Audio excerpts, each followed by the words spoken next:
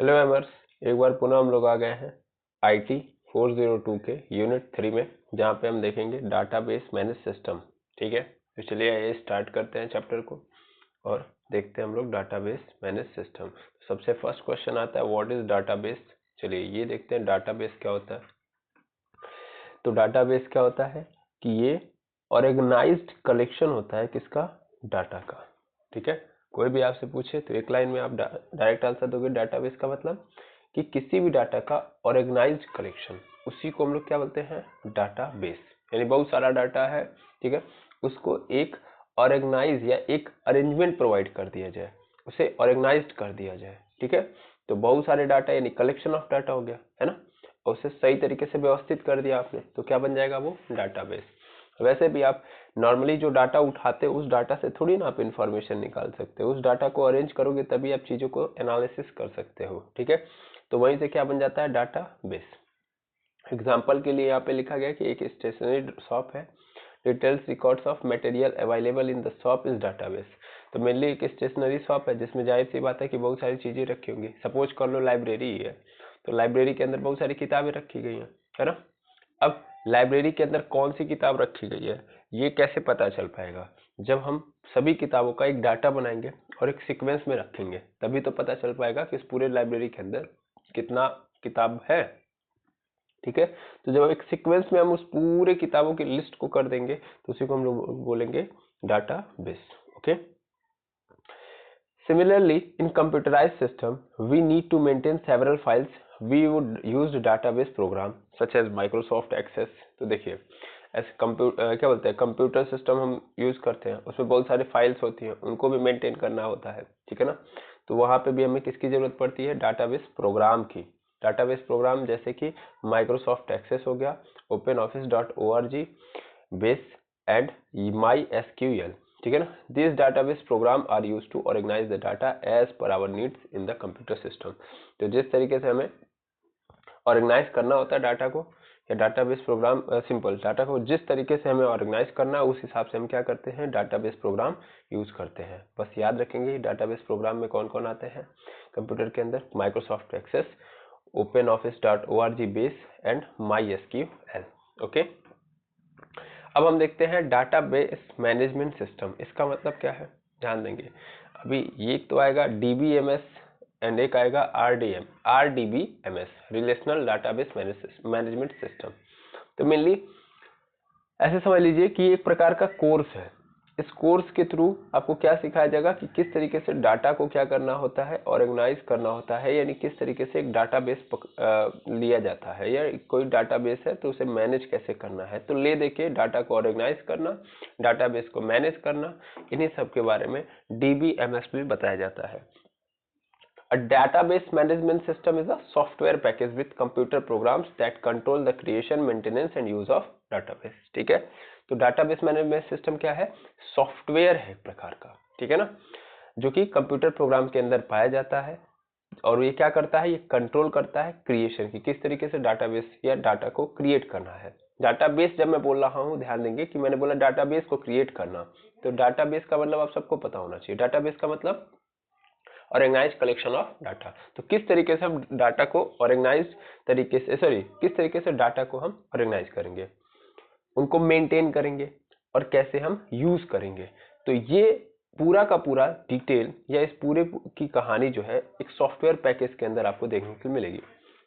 Computer के अंदर आप सबको पता होना चाहिए कि देखिए सॉफ्टवेयर जो होता है, इस सॉफ्टवेयर के अंदर क्या होता है, बहुत सारे प्रोग्राम होते हैं। ठीक है ना, यानी बहुत सारे प्रोग्राम, ऐसे समझिए कि मैंने आपको बहुत पहले बताया होगा, या नहीं पता है तो आप ही जान लीजिए। बहुत सारे इंस्ट्रक्शन को मिला के क्या बनता है, प्रोग्राम बनता है। ठीक है ना, क्या बनता है, प्रोग्राम। कई सारे इंस्ट्रक्शन है, इंस्ट्रक्शन में निर्देश कैसे कैसे काम करना है, तो इंस्ट्रक्शंस को मिला के प्रोग्राम बनता है, और बहुत सारे प्रोग्राम्स को मिला के क्या बनता है, सॉफ्टवेयर।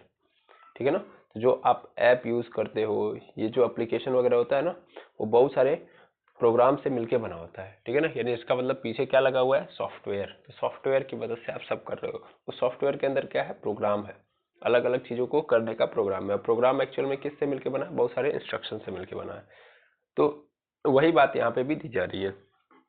तो डाटाबेस मैनेजमेंट सिस्टम सीधा समझ में आ गया होगा आपको, कैसे क्रिएट करना है, कैसे मेंटेनेंस करना है और कैसे यूज करना है। Okay, a DBMS allow different user application program to concurrently to access the same database। अच्छा, डाटाबेस या ये जो डाटाबेस मैनेजमेंट सिस्टम है वो क्या करता है, अलाउ करता है अब मतलब यूजर को या एप्लीकेशन प्रोग्राम जो भी आप यूज कर रहे हो, तो जैसे सपोज कर लो ना यार, सिंपल मैं बताऊं, जैसे एक ऐप है ना, तो इस ऐप को एक एक टाइम पे कितने लोग यूज कर सकते हैं, मैक्सिमम लोग यूज कर सकते हैं। जैसे फ्री फायर चल रहा है तो फ्री फायर कितने लोग खेल सकते हैं एक ही टाइम पे, कई सारे लोग खेल सकते हैं। अब उसमें एक कंसिक्वेंस होगा डाटा का कि कौन पहले आएगा कौन बाद में आएगा। जैसे सबसे पहले जब गेम स्टार्ट होगा, है ना, तो गेम स्टार्टिंग के पहले आपको सबसे पहले मतलब जब एप्लीकेशन ओपन करोगे तो सबसे पहले कैरेक्टर आपके सामने नजर आएंगे, है ना। फिर आपको उसको पूरा ऑर्गेनाइज करने के लिए ऑप्शन दिया जाएगा कि आप कैसा खेलेंगे, अकेले खेलेंगे या स्क्वाड में खेलेंगे, जो भी है अपना एक अपना तरीका होता है, अब मुझे ज़्यादा नहीं पता। फिर गेम स्टार्ट होगा, तो गेम स्टार्ट होगा तो आप हवाई जहाज से नीचे कूद रहे होंगे, है ना। तो स्टार्टिंग में आपको क्या करना है, कूदना है। अब कूदने के बाद जहां आप कूदे वैसे लोकेशन आपको मिल जाएगी, है ना। फिर उस लोकेशन पे जब आप जाएंगे तो सबसे पहले आप हथियार ढूंढेंगे। तो ये सब क्या है, एक प्रकार से क्या हो रहा है, एक प्रोग्रामिंग ही तो है। आप एक एक करके, बहुत सारे डाटा है, कैरेक्टर का डाटा है, स्टार्ट करेंगे तो कैसे करेंगे उसका अलग डाटा है ना, कूदना कहाँ है उसका अलग डाटा है। तो क्या एक कंसिक्वेंस में है ना कि आप आगे कूदेंगे तो जब भी आप आगे कूदेंगे तो एक लोकेशन पे वो हमेशा कूदाएगा, है ना। जो ही हवाई जहाज उड़ा तुरंत कूद गए, तो पानी ही होता है पहले, तो पानी में जाएंगे, है ना। या थोड़ा और आगे जाके चले जाइए, मतलब और आगे चले जाइए तो आगे जाके फिर एक फिक्स लोकेशन होगी, वहां पे आप कूदेंगे। तो ले देखिए क्या है कि यहाँ पे सब के सब डाटा ही है, और डाटा को देखिए कितना कितना ऑर्गेनाइज तरीके से रख दिया गया है ना। और इसी डाटा पे आप देख रहे होंगे, यानी इसी तरीके से जैसे आप गेम खेल रहे हैं वैसे बगल में आपका बैठा आपका भाई भी खेल रहा होगा, आपका दोस्त भी खेल रहा होगा, है ना। यानी यहाँ पे एक डाटाबेस बना दिया गया है और इस डाटाबेस को एक समय पे बहुत लोग यूज कर रहे हैं, है ना। ये कौन करवा रहा है, ये डाटाबेस मैनेजमेंट सिस्टम। ये क्या है, एक सॉफ्टवेयर है। सॉफ्टवेयर की मदद से हम लोग किस तरीके से डाटाबेस को मैनेज करना है, किस तरीके से उसे यूज करना है, किस तरीके से क्रिएट करना है, और यहाँ तक कि एक ही टाइम पे कई सारे लोग इस डाटाबेस पे काम करें, इसके लिए भी काम करता है ये हमारा सॉफ्टवेयर। ठीक है, अब कौन कौन से सॉफ्टवेयर आपको देखने के लिए मिलेंगे डाटाबेस मैनेजमेंट सिस्टम के, Oracle, IBM, DB2, Microsoft SQL server, Microsoft Access, PostgreSQL, MySQL, FoxPro and आप देखेंगे SQL लाइट। तो इतने सारे क्या हैं, इतने सारे आपके डाटाबेस मैनेजमेंट सिस्टम या डाटाबेस को मैनेज करने वाले सॉफ्टवेयर हैं। ओके, आई होप समझ गए होंगे आप। अब देखिए एडवांटेज क्या है डाटाबेस का, क्या फायदा है, मतलब आप डाटा को ऑर्गेनाइज कर रहे हो, बहुत सारा डाटा है तो उसको ऑर्गेनाइज तरीके से कर रहे हो तो क्या फायदा हो, तो उससे फायदा होगा कि रिड्यूस डाटा रिडंडेंसी, मतलब no chance of encountering duplicate data. तो कोई चांस ही नहीं बचेगा कि एक टाइम पे आपके पास दो डाटा अलग अलग हो, डुप्लीकेट डाटा हो। मतलब जैसे आप खुद देखते होगे आपके फोटो के अंदर, मतलब गैलरी वगैरह के अंदर आप देखते होगे ना कि कभी कभी आपको दिखाई दे रहा होगा डुप्लीकेट फोटो, बहुत सारे डुप्लीकेट फोटो मतलब एक ही फोटो कई बार होगा, है ना। वो आपने किसी को शेयर किया होगा या किसी ने आपको वही फोटो फिर से शेयर कर दिया होगा, तो एक ही फोटो कई बार आ गया होगा, है ना। जब आप क्या कर रहे हो, जब डाटाबेस जैसा सिस्टम क्रिएट कर रहे हो, यानी जब डाटाबेस या आप सिंपल समझो डाटा को ऑर्गेनाइज करोगे, तो जाहिर सी बात है आप चेक करोगे ना। जैसे मान लो अपना फोटो का कलेक्शन है तो आप चेक करोगे कौन से फोटो रखना है, कौन से फोटो नहीं रखना है, कौन से फोटो कहाँ रखना है, कौन से फोटो कहाँ नहीं रखना है। मतलब आप खुद आप जाके चेक करोगे। जैसे कि सपोज कर लो आपके स्कूल के फोटो हैं, तो आप सोचो कि हम उनको क्या कर देते हैं, उनको अलग कर देते हैं, ठीक है।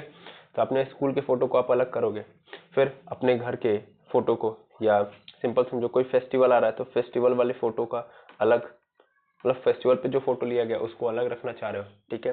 दोस्तों के साथ, फ्रेंड के साथ कभी फोटो लिया हो तो फ्रेंड के साथ फोटो अलग रखो, है ना। तो क्या कर रहे हो आप, अपने फोटो के कलेक्शंस को आप ऑर्गेनाइज वे में कर रहे हो ना, तो एक प्रकार से डाटाबेस क्रिएट कर रहे हो। अब ये डाटाबेस जो होगा, जब आप ऐसा करोगे, जैसे कि अगर आप ऐसा करोगे तो उस दौरान जाहिर सी बात है कि आपको जो डुप्लीकेट फोटो है वो नजर आएंगे कि नहीं आएंगे। तो क्या दोनों फोटो को एक साथ रखोगे, नहीं रखोगे। तो एक को डिलीट मार दोगे, कहो यार ये तो दो बार हो गया है, इसको हटाओ, तो डाटाबेस जब भी आप क्रिएट करोगे तो उससे कोई चांस नहीं बचेगा कि डुप्लीकेट डाटा आपके पास मौजूद हो। क्लियर? आई होप समझ गए होगे। अच्छा, उसके बाद शेयरिंग ऑफ डाटा। तो इससे क्या फायदा होता है डाटाबेस से? The user of database can share the data among themselves.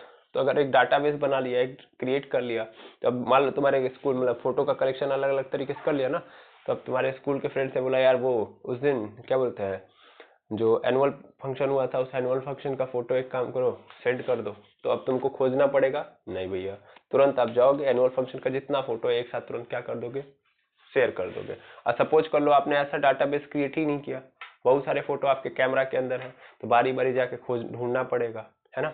अच्छा, कभी ऐसा हो गया कि चलो यार पिछली दिवाली का फोटो निकाल के दो, तो एक साल पुरानी फोटो अब ढूंढो पहले, तब ना होगा, तो टाइम लगेगा। तो इससे क्या होता है कि जब डाटाबेस क्रिएट कर लेते हो आप, तो उससे डाटा को शेयर करना आसान हो जाता है और एक से ज्यादा लोगों में आप शेयर कर सकते हो। Data integrity means that the data is accurate and consistent in the database. Simple बात है, डाटा के अंदर इंटीग्रिटी आ जाती है। डाटा क्या हो जाता है, जो भी आपने फोटो रखे हैं वो एक्यूरेट है कि ये दिवाली के हैं, ये होली के, सब कुछ अब आपके पास एक्यूरेट डाटा है ना। अब आप बता सकते हो लोगों को कि आपके पास कौन कौन से फोटोज हैं, कब कब के फोटोज हैं। नहीं तो आप वही 4 साल के फोटो रख लो अपने फोन के अंदर, आपको पता न रहे कि कब का फोटो है कब का फोटो नहीं है। कभी कभी ऐसा हो जाता है कि हम देखिए डाटाबेस नहीं बना होता है, तो कभी कभी ऐसा हो जाए, सपोज करिए कोई डॉक्यूमेंट देना है आपके फोन में ही है, लेकिन आपको पता ही नहीं है कहाँ है, आप ढूंढ रहे हो, अब 4000 फोटोज है, अब उसको स्क्रॉल करते जाओ, मिल ही नहीं रहा है। लेकिन अगर आपने एक डाटाबेस क्रिएट कर दिया तब आसानी से आप पता कर सकते हो कि मेरा डॉक्यूमेंट वाला फोटो कहाँ है। Okay okay. अब आता है data security. only authorized users are allowed to access the database and their identity is authenticated using a username and password। अच्छा, अब हमने डाटाबेस सिक्योर कर लिया, तब ये नहीं चाहते, जैसे कभी कभी कुछ प्राइवेट फोटो होते हैं, प्राइवेट मतलब फैमिली वाले फोटो होते हैं, हम नहीं चाहते हैं कि हमारे फ्रेंड सर्कल में कोई देखे, ऐसा समथिंग कभी कभी होती है ना। तो हम क्या करेंगे, उन्हें प्राइवेट रख सकते हैं।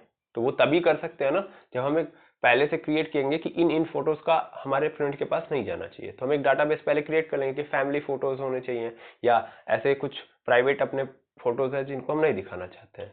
तो हम क्या करेंगे, सबसे पहले उनका एक डाटाबेस क्रिएट करेंगे। अब जब डाटाबेस क्रिएट करेंगे तो आराम से जाएंगे हम प्राइवेट वाले में डाल देंगे, है ना। अब उस प्राइवेट वाले में डालेंगे, क्या कर सकते हैं हम उसके बाद हम पासवर्ड यूज कर लेंगे, यूजर नेम और पासवर्ड ऐसे समथिंग यूज कर सकते हैं, नहीं कर सकते हैं, जिससे हमारा ये जो प्राइवेट फोटोज है ये क्या हो जाएंगे, सिक्योर हो जाएंगे, तो आराम से जीवन चलेगा। ओके ठीक। Privacy, the privacy rule is a database state that only authorised user can access. ऊपर वाली बात को दूसरी बार यहाँ पे बोला गया है।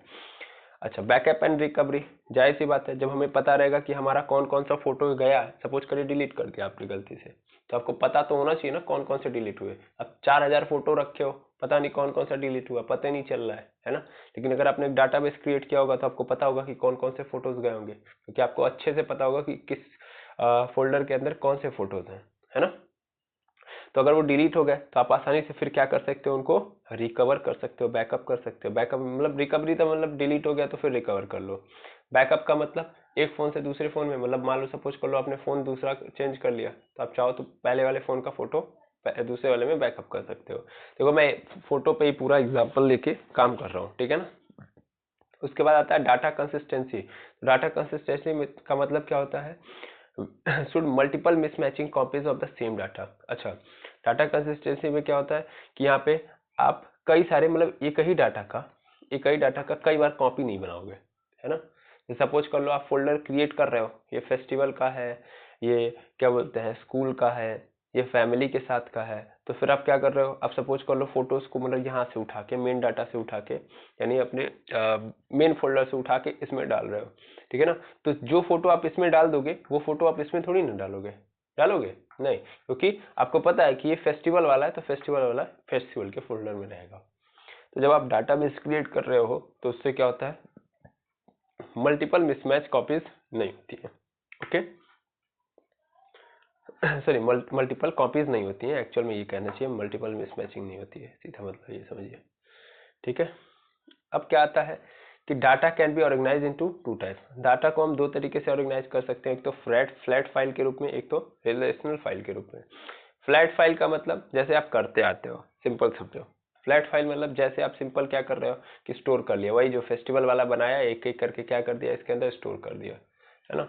फेस्टिवल वाला फोल्डर बनाया, फेस्टिवल के जितने फोटो थे डाल दिए, डॉक्यूमेंट वाला फोटो डाला, जितने भी डॉक्यूमेंट वाले थे डाल दिए। मतलब इसमें क्या है ना कि सिंगल यूज करने के लिए आपने बना दिया। Okay okay. रिलेशनल में थोड़ा सा क्या होता है, थोड़ा सा बदल जाता है सब कुछ। कैसे? जैसे देखो, इसमें जो भी आप बनाओगे, मतलब जो भी आप फोल्डर क्रिएट कर रहे हो, है ना, जो भी डाटाबेस तैयार कर रहे हो, सब के सब डाटाबेस एक दूसरे से रिलेटेड होंगे, है ना। जैसे मान लो आपने यहाँ पे क्या बोलते हैं, इस फोल्डर में कुछ रखा, ठीक है ना, तो इस फोल्डर का पूरा कनेक्शन इस फोल्डर से होगा। अब इस फोल्डर का कनेक्शन किससे होगा? इस फोल्डर से होगा। यानी यहाँ पे आप चेंज करोगे तो इसमें भी चेंज हो जाएगा और इसमें भी चेंज हो जाएगा। अब इसके एग्जाम्पल के लिए थोड़ा सा मुझे फोटो से हटना पड़ेगा, तब मैं आपको अच्छे से समझा सकता हूँ। जैसे यहाँ से अगर मैं बात करूँ, सपोज कर लो कि ये जो है, ये एक्चुअल में मैंने एग्जांपल में ले लिया, किसको ले लेता हूँ मैं, चलो स्टेशनरी शॉप पे ही चलते हैं। तो स्टेशनरी शॉप पे क्या होती है, बहुत सारे पेन्स आते हैं, मतलब पेन, कॉपी, किताब, ऐसे बहुत कुछ आते हैं। चलो हम बुक्स ले लेते हैं, ठीक है ना। तो यहाँ पे मैंने बुक ले लिया, ठीक है ना। अब देखो, सबसे पहले आपने जो लिस्ट बनाई है, मतलब ऐसे लिस्ट कह रहा हूँ मैं, जब जो फोल्डर बनाया उसमें बुक की क्या है, लिस्ट है, ठीक है। तो बुक की लिस्ट का आपने यहाँ पे एक डाटाबेस तैयार कर दिया। फिर आपने यहाँ पे बुक की प्राइस, यानी जो भी लिस्ट है उनकी क्या बना दी, प्राइस, कि किसकी कितनी प्राइस है। ओके। और यहाँ पे आपने नंबर्स डाल दिए। नंबर समझ रहे हैं कि ये जो बुक है वो कितने भी बाकी है। जैसे सपोज कर लो मैंने यहाँ पे बुक लिस्ट में मैंने मैथ, इंग्लिश सब डाल दिया, मैथ क्लास 7, मैथ क्लास 8 डाल दिया इसमें। अब उसकी कितनी बुक्स हैं, यहाँ पे नंबर। ओके। मैथ क्लास 8 की बुक की प्राइस कितनी है, तो यहाँ पे डाल दिया। ओके। अब सपोज कर दो, सपोज क्या करोगे, तो सबसे सिंपल सपोज करो कि मान लो यहाँ से जब किताबें बिकेंगी तो नंबर में चेंज आएगा कि नहीं आएगा, ऐसे समझ लो। ये तो एक दूसरे से डायरेक्टली कनेक्शन दिखा रहे हैं, है ना। तो जब नंबर में क्या होगा, नंबर में चेंज आएगा, क्योंकि मान लो अगर पहले क्या थी, मैथ की बुक 10 थी, अभी पहले मैथ की बुक क्या थी, 10 थी, अब क्या हो जाएंगी, 9 हो जाएंगी, तो 9 होंगी, है ना। तो इससे क्या हो रहा है कि यहाँ की बुक में चेंज आ रहा है, यहाँ की लिस्ट में चेंज करोगे तो यहाँ पे चेंज आएगा। या ऐसे समझो कि इस बुक की लिस्ट में से मैथ की किताब ही खत्म हो गई, मैथ की किताब खत्म, तो यहाँ से इस लिस्ट में से आपने मैथ जैसा, मैथ क्लास 8 ऐसे निकाल दिया, निकल गया, तो यहाँ पे उनके जितने भी नंबर थे वो हट जाएंगे, है कि नहीं है। ठीक है। तो ये इस तरीके से अगर आपने डाटाबेस क्रिएट किया है जिसमें एक दूसरे से क्या है, कनेक्टेड है। ऐसे प्राइस वाले से भी आप देख सकते हो कि मान लो यहाँ पे बुक्स बिक रही होंगी तो उनका अपना अपना प्राइस होगा, लेकिन उसके साथ साथ आपने टोटल अपना यहाँ पे रखा होगा कि टोटल मेरे पास इतनी किताबें, इतने पैसे मिलेंगे। लेकिन जब किताबें बिकेंगी, है ना, या किताबें गायब हो गई सपोज कर लो, तो उतना प्राइस आपका क्या हो जाएगा, कम हो जाएगा ना, टोटल प्राइस। हाँ, तो आप 4,000 कमाने वाले थे, अब 2,000 कमाओगे या 3,000 कमाओगे, तो ऐसे समथिंग हो रहा है। तो आपने क्या किया है, ऐसा डाटाबेस क्रिएट किया जिसमें क्या हो रहा है कि सब एक दूसरे से कनेक्टेड है, ठीक है ना। तो उसे हम लोग क्या बोलते हैं, रिलेशनल डाटा मैनेजमेंट सिस्टम। आगे आप देखोगे RDBMS। ओके, आई होप समझ गए होगे आप। अब आता है डाटाबेस सर्वर। तो डाटाबेस सर्वर का मतलब क्या होता है कि ये जो डाटाबेस आप क्रिएट कर रहे हो वो जाहिर सी बात है किसी न किसी के रेफरेंस में करोगे। जैसे हम कोई भी डाटा क्रिएट करते हैं, जैसे मैं ही इसको पढ़ा रहा हूँ, या इसमें नहीं मजा आएगा। आप कभी गूगल की वेबसाइट पे जाते हो, है ना, तो गूगल की वेबसाइट पे जब आप किसी भी वेबसाइट पे जाते हो तो वेबसाइट पे जो ही जाते हो तो आप उसे क्लिक करो तो पूरा का पूरा इंटरफेस आपको खुल के आ जाएगा, है ना। कि कोई भी वेबसाइट, कोई भी मतलब कोई भी, जैसे मैं एग्जांपल के लिए बोल देता हूँ कि चलो जाओ सिंपल क्रिकबज़ पे, क्रिकबज़ जो कि क्रिकेट का लाइव स्कोर दिखाता है, तो क्रिकबज़ जैसे वेबसाइट पे जाओ, जो ही ओके करोगे तो एक इंटरफेस खुल के आ जाएगा, है ना। अब वो इंटरफेस पे आपको क्या किया गया है, एक डाटाबेस दिया गया है। डाटाबेस, हाँ बिल्कुल, देखो वहां पे भी तो डाटा दिया जा रहा है, बहुत सारे डाटा है कि क्रिकेट का स्कोर कैसा है, ऐसा नो, इस समय कौन से मैच चल रहे हैं, फिर कौन से खत्म हो चुके हैं, ये सब डाटा दिया गया है। उसके अलावा हाईलाइट दिए होते हैं नीचे, फिर नीचे और जाओगे तो बहुत सारे और ऑप्शंस दिए होते हैं। तो क्या होता है, एक सीक्वेंस में किया गया कि नहीं किया गया डाटा को, सब तो डाटा ही है, सब तो जानकारी ही है। तो भाई ये एक सीक्वेंस बना दिया गया, तो ये क्या एक डाटाबेस नहीं है डाटाबेस, ठीक है। अब ये जो डाटाबेस है वो क्या हमारे मोबाइल में क्रिएट हुआ है, नहीं। ये जो क्रिकबज़ वेबसाइट है उसका कोई ना कोई, जैसे आप फेसबुक देख लो, फेसबुक आपके घर पे बस चलता है? नहीं, फेसबुक ही जो है या इंस्टाग्राम ही जो है या व्हाट्सएप ही जो है उसका एक मेन ऑफिस होगा, है ना। उस मेन ऑफिस से पूरा का पूरा गेम चल रहा होगा कि नहीं चल रहा होगा। ऐसे ही मैंने बोला कि ये जो क्रिकबज की पूरी कहानी है वो क्रिकबज के द्वारा क्या किया जा रहा है, क्या किया जा रहा है, हर समय उसके अंदर चेंजेस लाए जा रहे हैं। यानी उसका एक मेन ऑफिस होगा जहाँ पे कुछ कंप्यूटर्स रखे गए होंगे, उन कंप्यूटर्स में चेंज लाया जा रहा होगा, यानी उन कंप्यूटर की मदद से चेंज लाया जा रहा होगा, और यहाँ पे फिर तब क्या हो रहा होगा, सब कुछ चल रहा होगा। ठीक है, आई बात समझ में? अब ध्यान से समझिएगा मैं कहना क्या चाहता हूँ। मतलब ये कि एक्चुअल में कोई भी डाटाबेस क्रिएट हो रहा है, ठीक है ना, तो वो डाटाबेस जब आप यूज कर रहे हो तो एक्चुअल में ना वो डाटाबेस किसी दूसरे सर्वर से कनेक्टेड होगा। बिना सर्वर के नहीं कोई डाटाबेस चल सकता है या डाटाबेस का आप यूज कर सकते हो। ठीक है, तो डाटाबेस सर्वर का मतलब क्या होता है? डाटाबेस सर्वर का मतलब ऐसा कंप्यूटर जो कि पूरा का पूरा एक्चुअल डाटाबेस होल्ड करके रखे।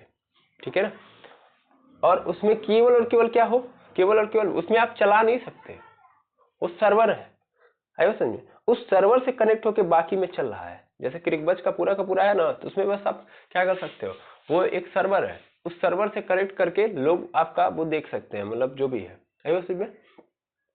वहां पे केवल और केवल आपका पूरा का पूरा प्लान है या पूरा का पूरा प्रोग्राम है या पूरा का पूरा डाटाबेस का सिस्टम है।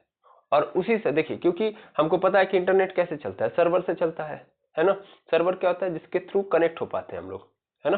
जैसे मेरा फोन है, तो ये मेरा फोन आपके फोन से थोड़ी ना कनेक्टेड है, मेरा फोन किससे कनेक्टेड है, एक सर्वर से कनेक्टेड है, और उसी सर्वर से आप कनेक्टेड है, तब हम दोनों कनेक्ट हो सकते हैं, है समझ में, एक दूसरे से। तो सबसे पहले हम किससे कनेक्ट होते हैं, सर्वर से। सर्वर क्या करता है, हम लोगों को कनेक्ट करता है। ओके, तो सर्वर का काम ही यही है कि मान लो जैसे मैंने बोल दिया कि अब डाटाबेस सर्वर, तो डाटाबेस सर्वर का मतलब डाटाबेस सर्वर का काम है कि लोग इससे आके कनेक्ट हो, है समझ में। अब देखिए इसके अंदर दो पार्ट आते हैं, एक होता है फ्रंट एंड और एक होता है बैक एंड। तो जैसे मैंने अभी जस्ट नाम लिया था क्रिकबज वेबसाइट का, इस क्रिकबज वेबसाइट पे जो आपको दिख रहा है, जो इंटरफेस दिख रहा है, उसको हम फ्रंट एंड्स बोलते हैं। क्या बोलते हैं, फ्रंट एंड्स।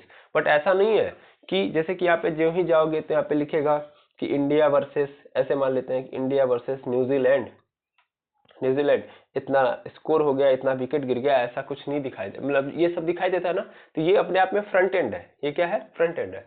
लेकिन एक्चुअल में जो इसे बना रहा होगा तो ऐसे नहीं लिख दे रहा होगा, जो लिख रहा होगा वही आपको दिखाई दे रहा है, नहीं।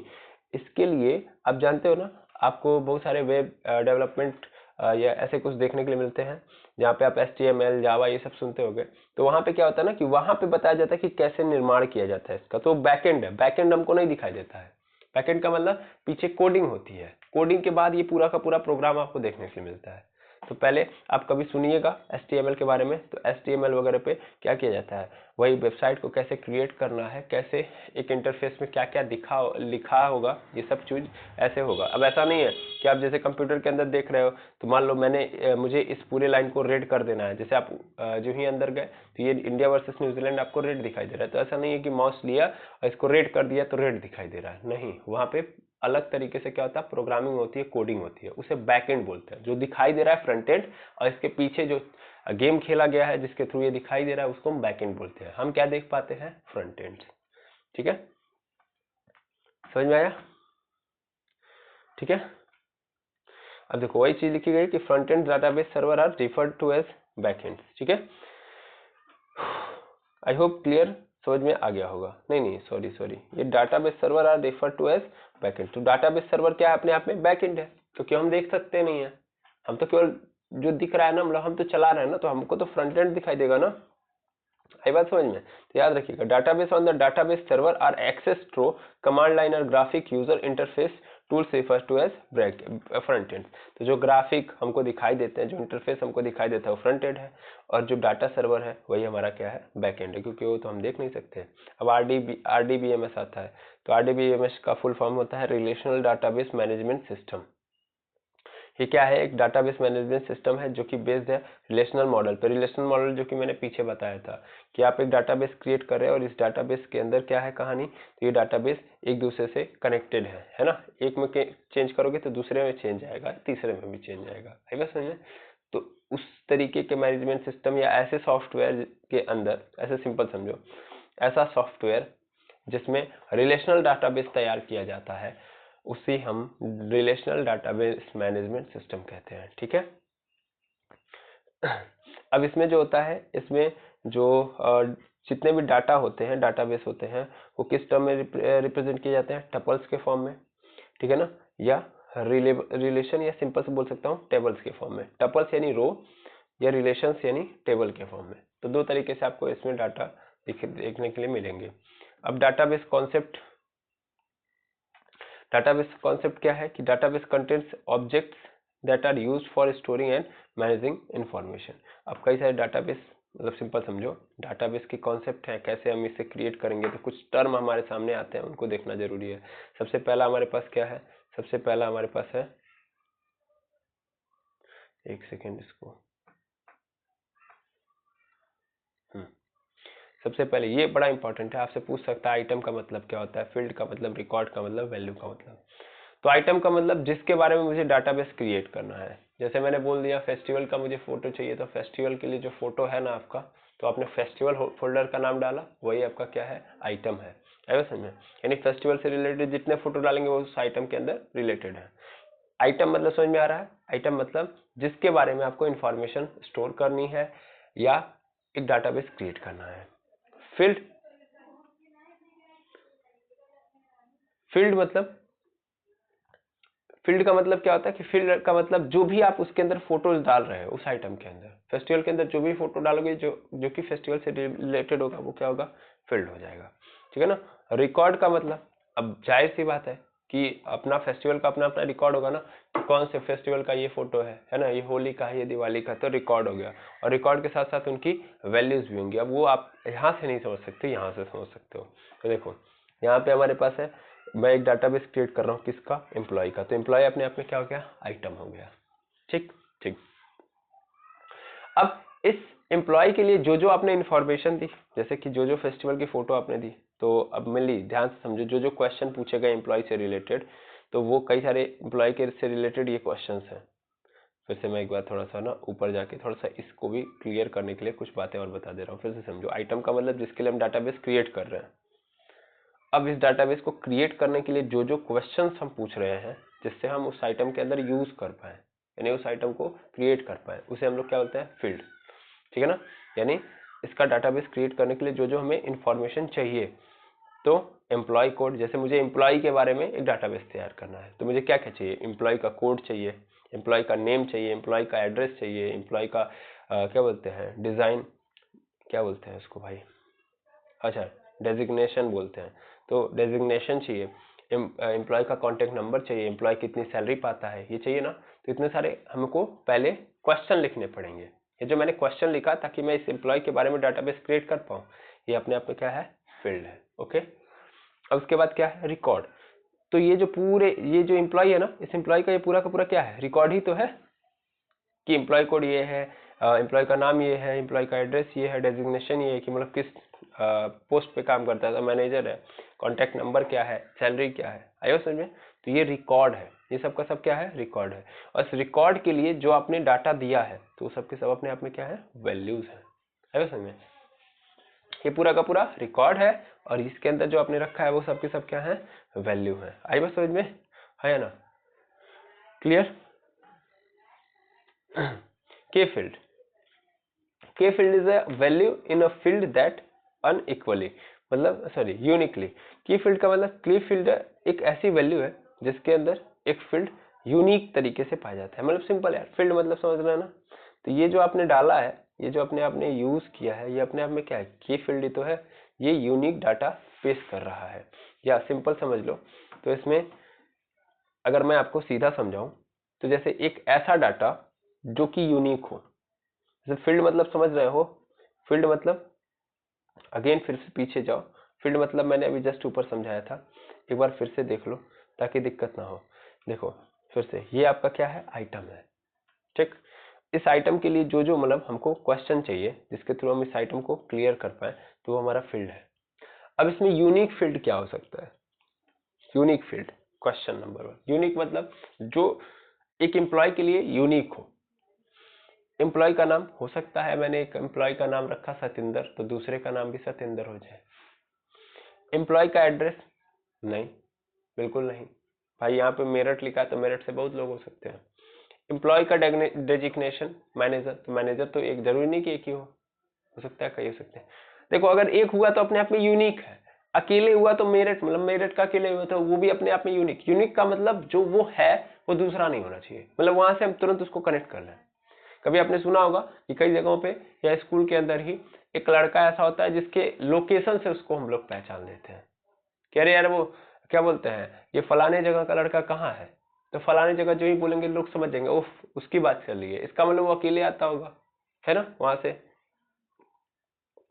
ऐसे ही हम उसके मान लेते हैं कि सपोज कर लो कि उसके क्रियाकलापों से या ऐसे एज ए स्टूडेंट वो अच्छा पहले नंबर पे आता है, हमेशा फर्स्ट नंबर पे आता है क्लास के अंदर, तो मैं बोल दूं कि यार वो जो पहले हमेशा जो फर्स्ट नंबर पे आता है वो लड़का कहाँ है, तो भी हम उसको पहचान लेंगे। तो वो अपने आप में उसकी क्या हो गई, एक यूनिक आइडेंटिटी हो गई ना। या उसका रोल नंबर, रोल नंबर से भी तो हो सकता है, हम रोल नंबर से भी बोल सकते हैं कि ये जो रोल नंबर 20 जिसका है वो कहाँ है ना। तो एक यूनिक डाटा चाहिए, उसी को हम लोग फुल बोलते हैं यूनिक फील्ड। अब यूनिक फील्ड जो दे पाता है उसी को हम लोग क्या बोलेंगे, की फील्ड। की फील्ड का मतलब जो यूनिक फील्ड बताता हो। आई बात समझे। इस पूरे में सब कुछ तो सेम हो सकता है लेकिन उसका उसका जो क्या बोलते हैं यहाँ पे कहाँ है, यहाँ पे जो एम्प्लॉय कोड है, सॉरी एम्प्लॉय कोड है, वो अपने आप में क्या होगा, यूनिक होगा। ये सब कुछ मिल सकता है, ओके है ना, लेकिन उसका एम्प्लॉय कोड नहीं मिलेगा। रोल नंबर किसी का मिलेगा नहीं, नाम मिल सकता है, लोकेशन मिल सकती है, लेकिन रोल नंबर तो सबका अलग अलग ही होगा। तो ये अपने आप में क्या होगा, ये जो रोल नंबर है या जो एम्प्लॉय कोड है उसी को हम लोग क्या बोलेंगे, की फील्ड बोलेंगे। ओके, की फील्ड मतलब जो यूनिक फील्ड देता हो। ओके, अब की डाटा को हम कैसे ऑर्गेनाइज करेंगे आरडीबीएमएस के अंदर, ठीक है। तो हम लोग डाटा को कैसे ऑर्गेनाइज करेंगे, भाई ये कैसा है, रिलेशनल डाटाबेस मैनेजमेंट सिस्टम है, तो जाहिर सी बात है इसमें एक डाटाबेस को कई सारे डाटाबेस से क्या करना है, लिंक करना है ना, ताकि यहाँ पे चेंज करूँ तो यहाँ भी चेंज हो जाए, यहाँ भी चेंज हो जाए, यस और नो। तो इसका मतलब data is organise in the form of interlinked table. किसमें, आरडीबीएमएस में किस तरीके से डाटा को हम लोग क्या बोलते हैं, ऑर्गेनाइज करते हैं, तो इंटरलिंक्ड टेबल्स के माध्यम से। यानी एक डाटाबेस है, ये दूसरा डाटाबेस है, ये तीसरा डाटाबेस है, तो एक टेबल बनाएंगे, इन सभी डाटाबेस को इंटरलिंक्ड कर देंगे, आपस में कनेक्ट कर देंगे, ताकि एक जब भी चेंज आए तो सब में आए। ओके, अब आता है टेबल। सबसे पहले टेबल क्या होता है, जो टेबल जो होता है वो सेट होता है data element that organise using model vertical column and horizontal row. Simple बात है, टेबल का मतलब क्या होता है, बहुत सारे रोज एंड कॉलम का क्या होता है, एक सेट होता है, उसी को हम लोग क्या बोलते हैं, टेबल बोलते हैं। कॉलम और फील्ड का मतलब होता है, कॉलम या फील्ड, तो a column is a set of data values a particular simple type for which row of the table, for example employee code, employee name, employee address। मतलब क्या है, देखो यार कॉलम का मतलब पूरी दुनिया जानती है, जो ऐसे होता है ना, ये वर्टिकल लाइंस के थ्रू जो घिरा हुआ क्षेत्र है इसको हम अपने आप में क्या बोलेंगे, कॉलम बोलेंगे। अब देखो इसने बोला कि क्या बोलते हैं, कॉलम के साथ साथ फील्ड बोल दिया, तो फील्ड क्यों बोला इसने, देखो ये जो मैं एम्प्लॉय कोड ले रहा हूँ ये अपने आप में एक फील्ड है, और ये पूरा नीचे तक जाएगा ना, है ना, तो ये अपने आप में क्या हो गया, कॉलम हो गया। एम्प्लॉय नेम एक फील्ड है, ये भी नीचे तक जाएगा, ये भी क्या हो गया आपका, कॉलम हो गया। ठीक है या ना, बिल्कुल। अब देखो यहाँ पे इसने क्या बोला है, रोज, और रोज को इसने क्या बोल दिया, रिकॉर्ड्स बोल दिया, तो रोज मतलब रिकॉर्ड, तो ये पूरा का पूरा रिकॉर्ड ऐसे है ना। रो का मतलब क्या होता है, जो हॉरिजॉन्टल लाइंस का गिरा हुआ क्षेत्र है, तो अपने आप में क्या है, रो है, ये रो है, और रो में एक्चुअल में देख रहे हो क्या है, रो के अंदर ही क्या है, रिकॉर्ड है। रिकॉर्ड किस फॉर्म में था, रो के फॉर्म में था ना, और कॉलम के फॉर्म में कौन था, फील्ड था, तो इसीलिए कॉलम को फील्ड बोल दिया गया और रोज को क्या बोल दिया गया, रिकॉर्ड बोल दिया गया, या टपल्स, क्योंकि टपल्स मतलब रो ही होता है, मैंने पहले ही बताया अभी। ओके ओके, इसके अलावा देखोगे तो डाटा टाइप्स देखा जाए कितने टाइप के होते हैं, डाटा टाइप्स कई सारे टाइप के होते हैं। अब देखो कई सारे टाइप के डाटा टाइप होते हैं। सबसे पहला न्यूमेरिक मतलब जो डाटा आप यूज कर रहे हैं वो किस तरीके से डाटाबेस के अंदर क्रिएट किए जाएंगे, या डाटाबेस जब क्रिएट कर रहे हो तो किस तरीके से आप डाटा रखोगे उनमें।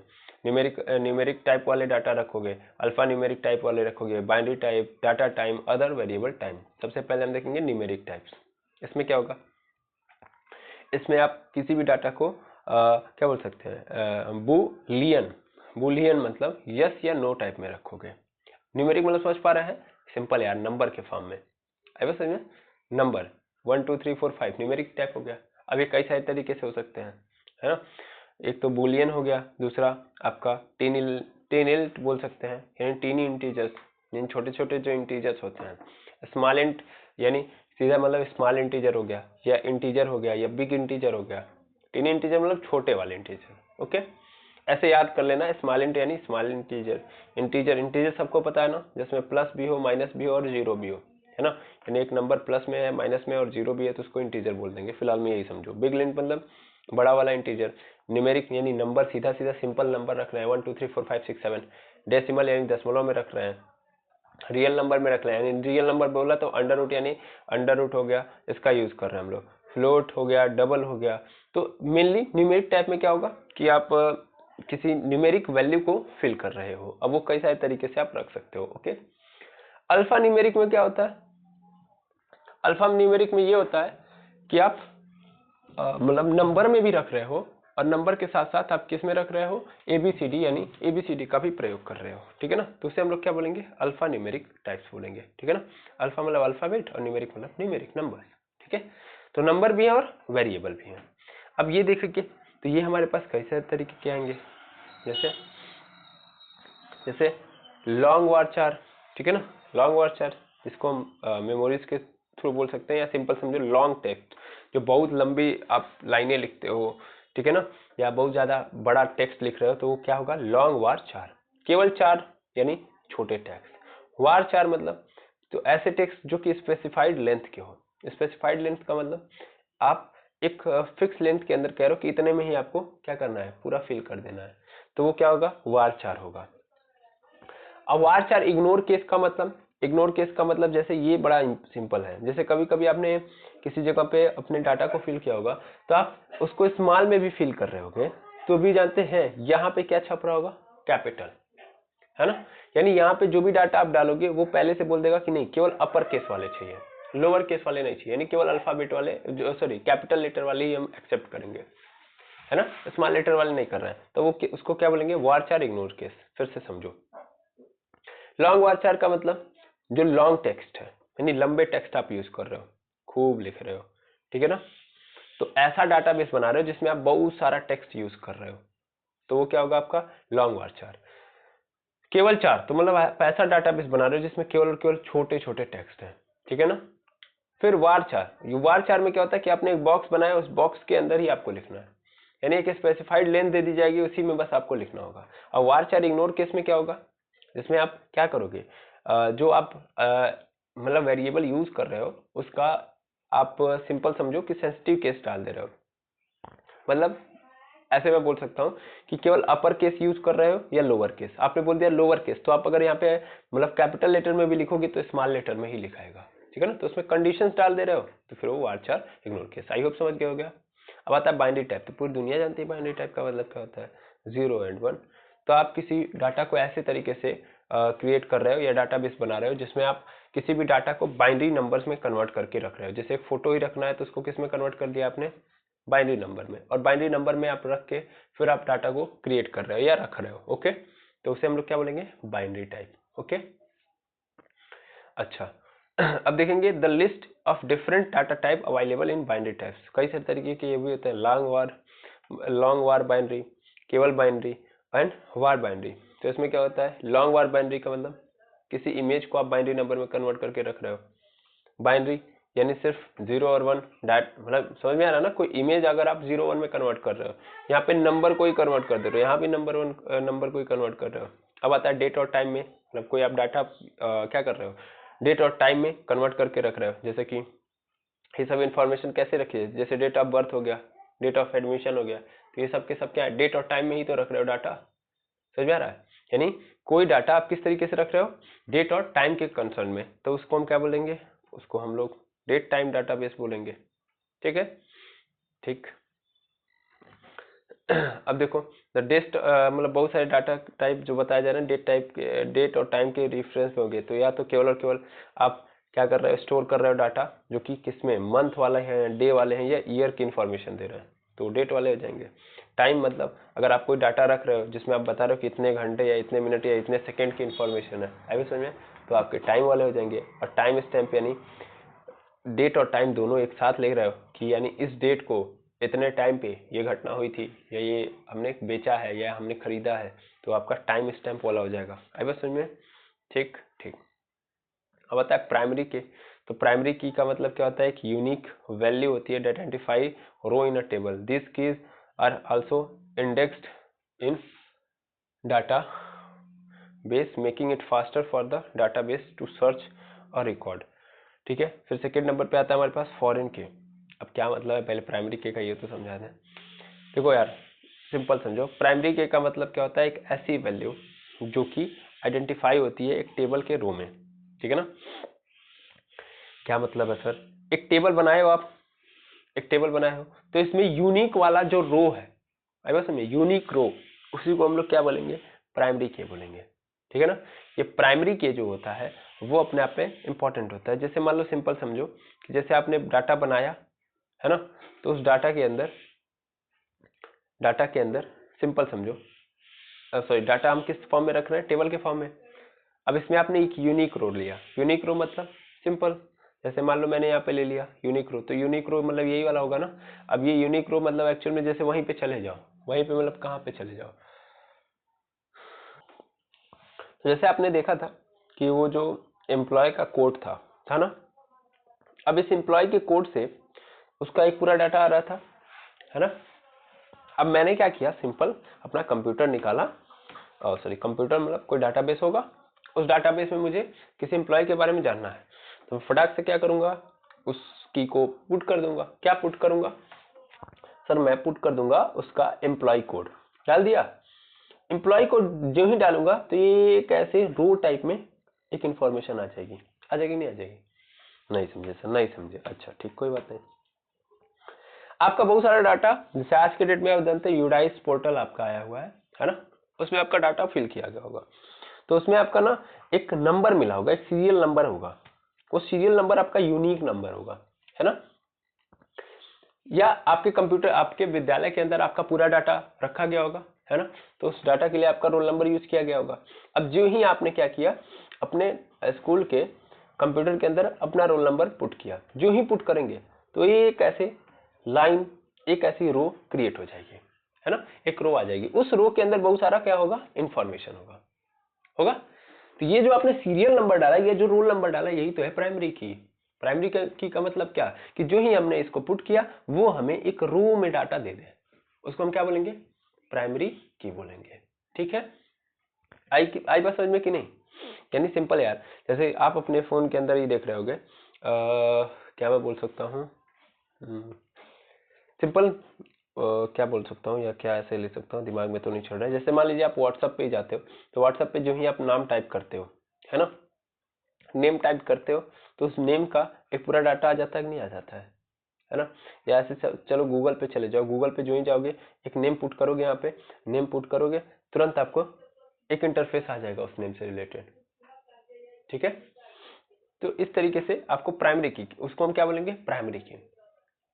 और उसके बाद आता है फॉरेन की। फॉरेन की का मतलब, फॉरेन के identify a column or set of columns in one table are refer to a column or set of another table. Reference करेंगे, बता दें क्या लिखा गया है, सिंपल समझो। जैसे आपने देखा कि वहां पे प्राइमरी की है ना। प्राइमरी की में क्या है कि आप एक की दबा रहे हो, एक का डाटा निकल के आ जा रहा है।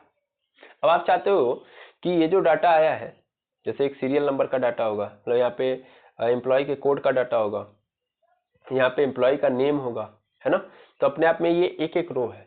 हम क्या कर रहे हैं, हम सोच रहे हैं ना कि एक काम करता हूं, मैं पूरा एक डाटा क्रिएट करता हूं, और इस डाटा में केवल और केवल क्या होगा, केवल और केवल कौन सा डाटा होगा, प्राइमरी की का डाटा होगा। इसमें हम simple simple simple employ code का डाटा रखेंगे, है ना। तो एम्प्लॉय कोड का एक पूरा सीक्वेंस बना दिया तुमने, वो अपने आप में क्या होगा, फॉरेन की। मतलब एक बार आपने क्लिक किया, एक बार डाटा क्रिएट कर दिया आपने, तो एक बार क्लिक किया तो पूरा आपको पता चल जाएगा कि हमारे विद्यालय के अंदर कितने एम्प्लॉय काम कर रहे हैं, या हमारी कंपनी के अंदर कितने एम्प्लॉय काम कर रहे हैं, सबका यहाँ पे एम्प्लॉय कोड आ जाएगा। अब किसी एक पे क्लिक करोगे, अपने आप पे प्राइमरी की है, तो उसका पूरा एक रो में डाटा निकल के आ जाएगा। ठीक है, फॉरेन की समझ में आ रहा है? ऐसा कि जिसके अंदर बहुत सारे प्राइमरी की हो, बस इतना जान लो, तो इसको हम क्या बोलेंगे, फॉरेन की बोलेंगे। इसको याद कर लेना। क्या मतलब है?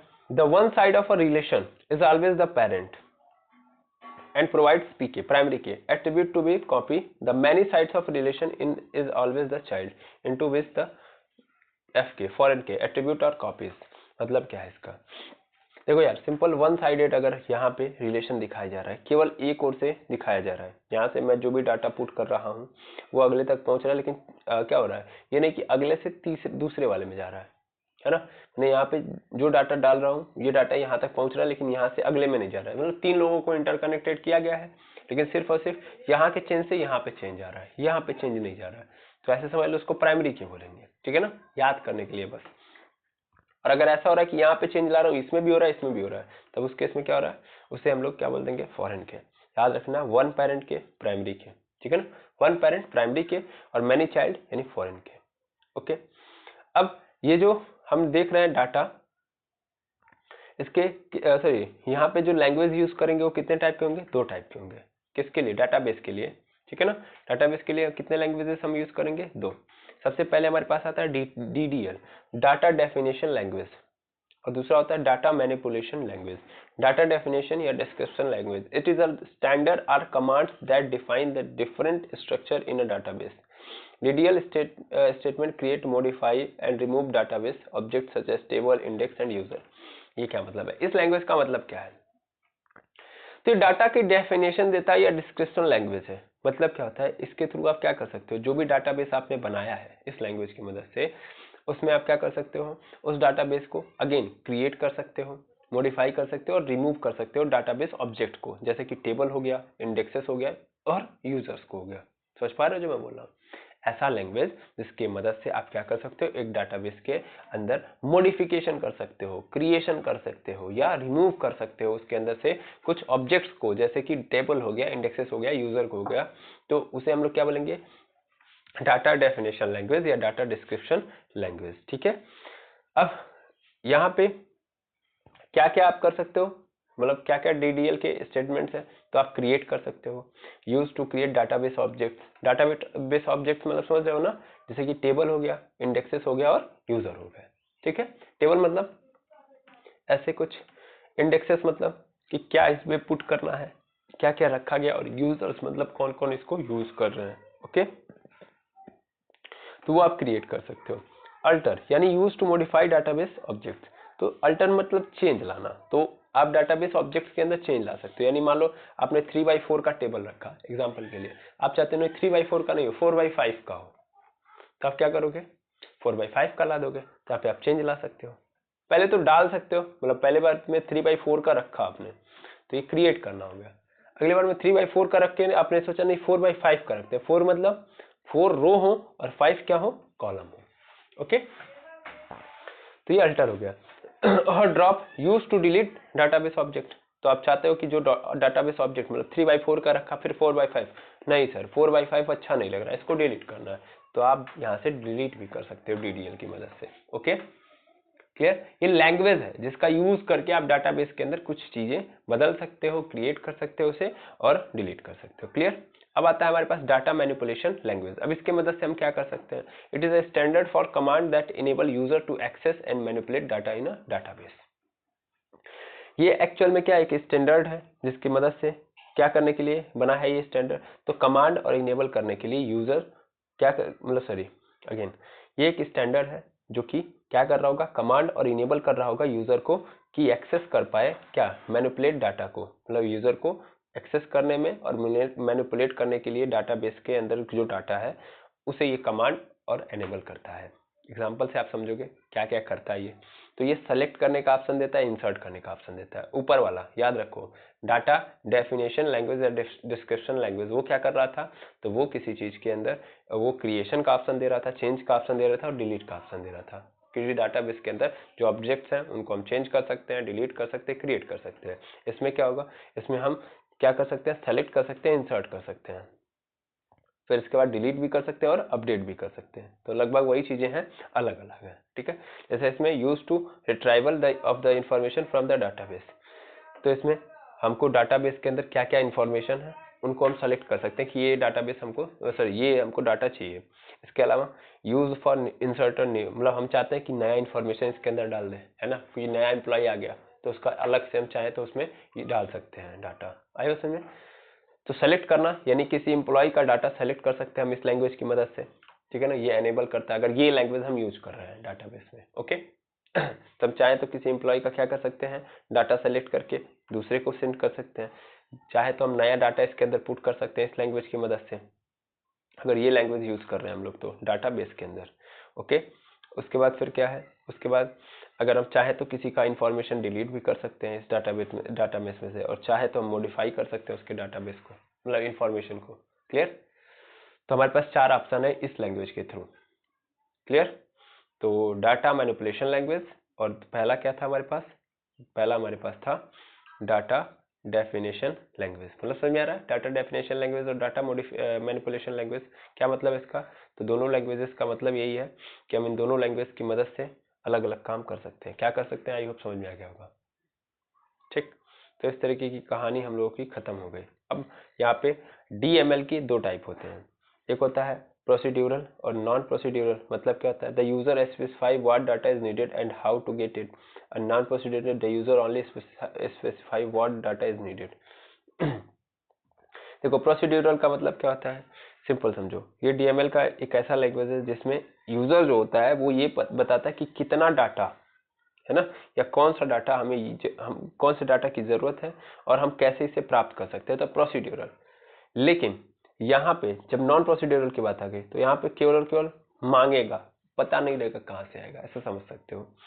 प्रोसीड्यूरल टाइप का अगर डाटा मैनिपुलेशन लैंग्वेज आप यूज कर रहे हो तो इसमें का मतलब क्या होगा कि इसमें आप डाटा को मतलब किस डाटा की कितनी जरूरत है, ठीक है ना, या कौन से डाटा के लिए क्या चाहिए, बस ये बताएगा।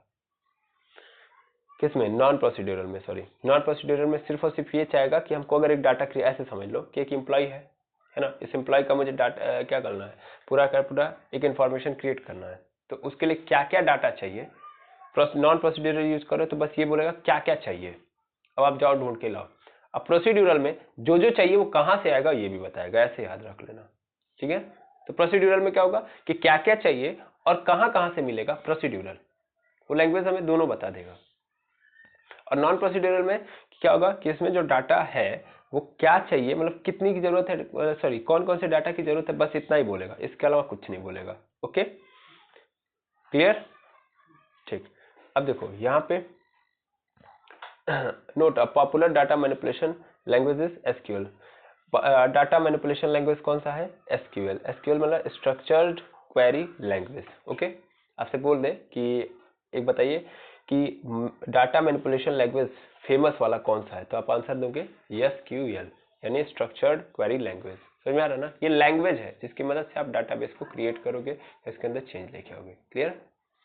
अब देखो, in this article on SQL commands I am going to consider below database of as an example to show you how to write commands। यहाँ पे आपको नीचे एग्जाम्पल के रूप में दे दिया गया है कि कैसे हम SQL के अंदर कमांड करके एक डाटाबेस यहाँ पे बना सकते हैं, ठीक है, डाटा SQL की मदद से। तो यहाँ पे हमको एक डाटा दे दिया गया है। क्लियर। अब यहाँ पे हमको बारी बारी क्या किया गया है, यहाँ पे सिखाया गया है कि कैसे हम क्रिएट करेंगे। जैसे यहाँ पे क्रिएट का ऑप्शन दे दिया गया है और क्रिएट के अंदर सबसे पहले टू क्रिएट टेबल्स। अब यहाँ पे क्रिएट किया गया है, क्रिएट टेबल क्या बोलते हैं, एम्प्लॉय इन्फॉर्मेशन। यहाँ पे दिख रहा है ना, ये सब टेबल है ना, ये टेबल सबसे पहले क्रिएट किया गया है। Drop to delete, drop database employees, completion information present in the database will be lost data. ये देखिए यार, बस वो उसी चीज को लेके आपको यहाँ पे क्या किया गया, समझा दिया गया कि कैसे कैसे चीजें की जाएंगी, क्या क्या इसमें किया गया है, ठीक है। तो इसके अलावा कुछ है नहीं, वो वही जो डाटाबेस के अंदर मैंने ऊपर बता दिया वही चीजें आपको यहाँ पे बताई जा रही हैं। बस एक आपको क्या दे दिया गया, एक टेबल के अंदर इंफॉर्मेशन दे दी गई है और इसके बाद यहाँ पे चीजों को आपको एक्सप्लेन किया जा रहा है, ठीक है ना। क्लियर, आई होप समझ गए होंगे आप।